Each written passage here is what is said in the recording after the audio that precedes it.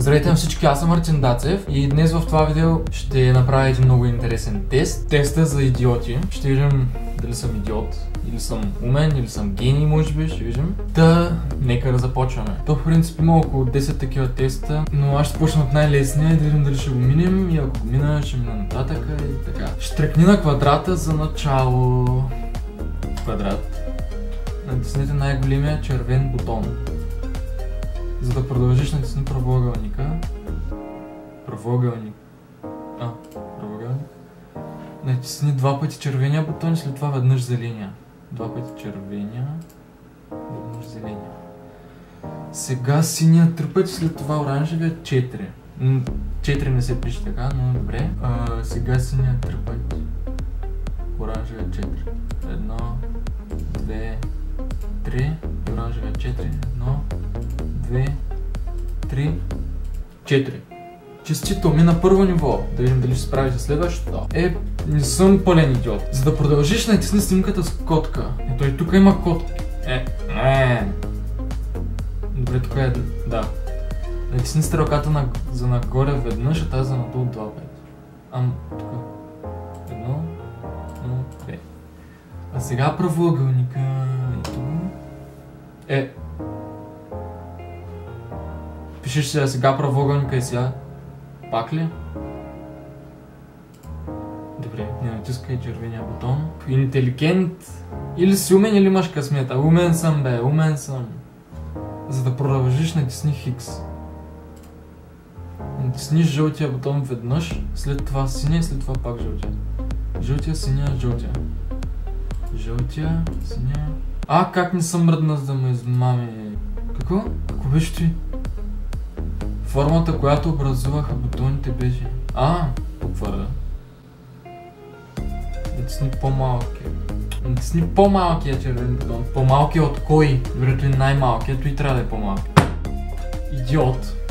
Мерси. Бяха 3 бутона, най-голям, по-малък, най-малък. Пишеш да натисна по-малкия. Не съм идиот. Ще опитам. Тръкни на квадрата за начало. Най-големия червен бутон. Правоъгълника. 2 пъти червения, веднъж зеления. Синия 3 пъти, след това оранжевия 4. 4. Снимката с котка. Нагоре веднъж, надолу 2 пъти. Сега правоъгълника. Не натискай червения бутон. За да продължиш, натисни Хикс. Жълтия бутон веднъж, след това синия, след това пак жълтия. Жълт, син, жълт. Жълт, син, жълт. Буква Р. Натисни по-малкия червен бутон. Добре, тук имате грешка, бе. Трябва да пише натисни най-малкия червен бутон. Натисни светло-синия квадрат. Светло-синия. Би трябва да е това квадрат. Томас шапко натисна, бе, брат! Мишката ми заяде тука.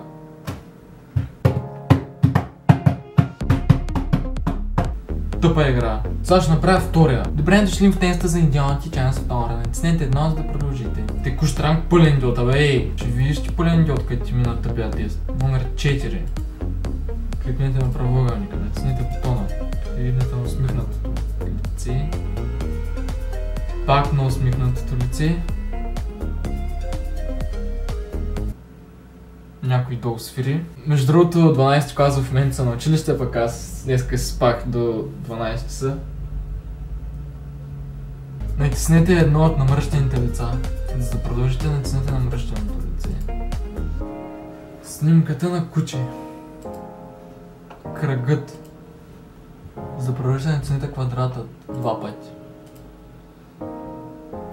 Портрет на Пешо, мисля, че. Може да считат за идиот. Добре, мерси. Кликните не квадратът. Сега трябва да го натискаме или не? Сигурно е пропусна грешка. Да. Кликните на номер 1 2 пъти. 2. Напишете cat, точно както е написано, без кавичките.